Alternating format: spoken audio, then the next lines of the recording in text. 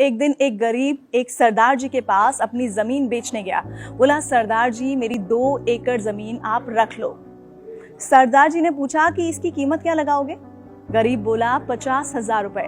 सरदार जी थोड़ी देर सोचकर बोले, वही खेत जिसमें ट्यूबवेल लगा हुआ है? गरीब बोलता है, जी हाँ, आप मुझे 50,000 रुपए से कम भी दे दीजिए तो भी मैं जमीन आपको ही दे दूंगा। सरदार जी ने आंखें बंद की, 5 मिनट सोचकर बोले, नहीं, मैं उसकी कीमत 2 लाख रुपए दूंगा। गरीब बोला, पर मैं तो 50,000 मांग रहा हूँ, आप 2 लाख क्यों देना चाहते हैं? सरदार जी बोले, तुम जमीन क्यों बेच रहे हो? गरीब बोला, बेटी की शादी करनी है, इसीलिए मजबूरी में बेचना पड़ रहा है, पर आप 2 लाख क्यों दे रहे हैं? सरदार जी बोले, मुझे जमीन खरीदनी है, किसी की मजबूरी नहीं।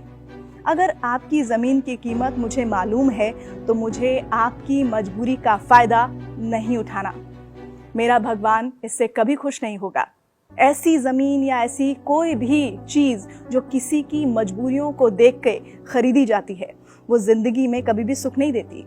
आने वाली पीढ़ियां मिट जाती हैं। सरदार जी ने कहा कि मेरे मित्र, तुम खुशी खुशी अपनी बेटी की शादी की तैयारियां करो।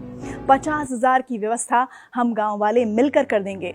तेरी जमीन भी तेरी ही रहेगी। गरीब हाथ जोड़कर आंसू भरे हुई आंखों के साथ दुआएं देता हुआ चला गया।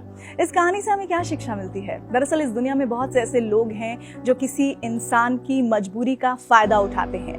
किसी की मजबूरी का फायदा उठाना गलत ही नहीं बल्कि नैतिकता के विरोध में भी है। अगर कोई इंसान परेशान है, मजबूर है, तो हमें उसकी मजबूरी का लाभ उठाने के बजाय उस इंसान की मदद करनी चाहिए। याद रखिए, बुरा वक्त किसी पर भी आ सकता है। अगर आप किसी की मजबूरी का फायदा उठा रहे हैं, हो सकता है कल को कोई आपकी भी मजबूरी का फायदा उठा सकता है। और देखिए, पूरा जो हिसाब किताब है आपके कर्मों का, वो होता तो यहीं पर ही है। आपको हमारी आज की कहानी कैसी लगी, जरूर बताइए।